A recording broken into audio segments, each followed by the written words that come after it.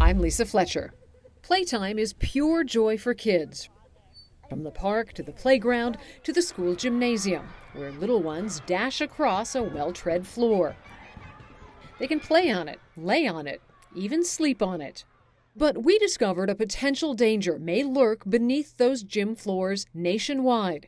An odorless, invisible toxic vapor that can turn a once vibrant play space full of happy kids into a hazmat situation, requiring workers to suit up in containment gear.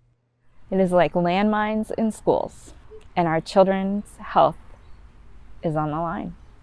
Trisha Dello Iacono knows what's at stake. She believes exposure from the floor of this New Jersey elementary school is what may be responsible for her son Liam's health problems since kindergarten.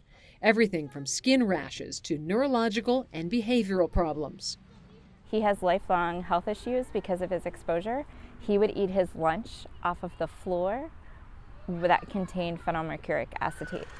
Starting back in the 1960s, phenylmercuric acetate was used to help harden inexpensive rubberized floors used everywhere from school gyms to cafeterias, hospitals, daycare centers, and even senior homes.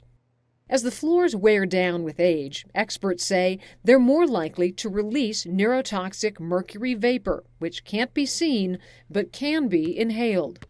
There's parents all over the country who are unknowingly sending their child to schools that have this flooring. So the clock is ticking to track down where these floors are located. We've been kind of full-time able to devote our attention to this issue. Alan Barkum is doing just that. He's an environmental hygienist and part of a unique team of experts in New Jersey, one of the only states taking aggressive action to identify and remove these floors. It would not be a stretch to say that there is a floor like this in every community in America. 100%, if you identify a rubberized floor, it needs to be tested. Period. Period. He told us he's pushing for urgent action because it's not only kids who are at risk. A student is in a gym class for 30 minutes, 40 minutes a day. A gym teacher is in that gym for 8 hours a day. Hi everybody, Mrs. McNally here.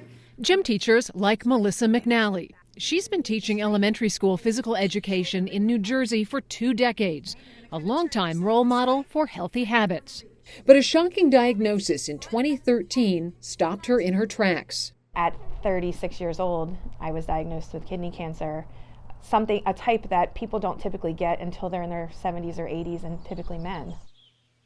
She says her rare cancer is typically found in people who've had long-term exposure to toxins in industrial settings. For years, Melissa and her doctors were puzzled about the cause of her illness. Then she heard about phenylmercuric acetate in rubberized floors. When I found out that I was being exposed to this right under my feet and that it's a carcinogen, that's when I really started to go, My doctor's, jaw kind of hit the floor a bit, where he was just kind of like, wow, really?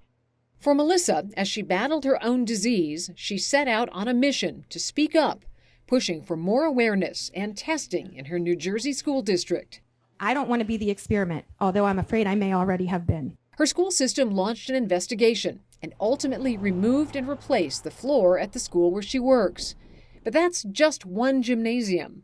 I feel like every gym I walk into now that has a rubberized floor, I instantly think to myself, I wonder. And my own 2 children, go to a school where this is still in place. Most of the teachers that we give our trainings to have never heard of this, and it kind of... Alan Barkum told us that without a national reckoning, schools, especially in low-income or urban areas, will still have floors containing mercury that pose increasing risks as they wear down. One of the biggest problems with these floors that we see is that schools either don't want to test in the first place, or once they do, they want to keep it a secret. We asked him why schools would hesitate to act once mercury is detected. It's because it involves an intensive remediation effort.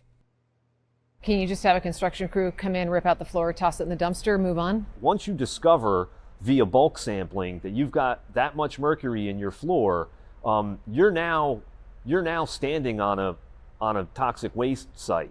The operation to remediate, to remove one of these floors, it's just a massive operation. Which logically leads you to the next question, which is, if that's the requirement to remove that floor, why isn't there a requirement nationally to identify these floors? One of the answers to that has to do with trade secrets. If you have a formula that contains less than 10% of any one ingredient, you don't have to list that ingredient. Even if it's toxic? Even if it's toxic. That means that many schools across the country are left in the dark about what's in their flooring. In 2020, New Jersey Senator Cory Booker introduced a bill that would require a federal registry of all schools that contain these floors, and he called on the EPA to investigate. The bill never made it out of committee. For both Melissa McNally and Tricia Dello Iacono, it's well past time for lawmakers to take action on this potential danger hiding in plain sight.